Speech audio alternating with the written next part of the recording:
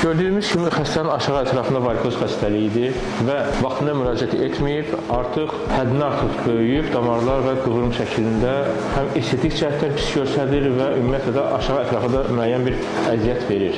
Dopplerografiyada da görsənir ki, damar həddindən artıq genişlənib. İnşallah bu hissəni biz endovenoz lazer ablasiya əməliyyat edəcəyik bu nahiyədən. Lakin yerdə qalan bu qıvrım şəkilli damarları miniflebektomiya vasitəsilə ləğv edəcəyik. Bu ayaqda inşallah bu damarlardan əsarı əlamət qalmamalıdır. Bununla belə xəstənin aşağı ətrafı həm sağlam olacaq, həm də estetik cəhətdən tam gözəl görsənəcək. Buna görə vaxtında müraciət etmək lazımdır. Aşağı ətraflarda ümumiyyətlə kəsik aparmaq və tikiş qoymaq qaldı keçən əsrə. Texnologiya inkişaf etdikcə biz o texnologiyadan düzgün istifadə edərək xəstələrə düzgün yanaşma və düzgün son metodlar vasitəsilə əməliyyat etməklə istədiyinə çata bilərlər.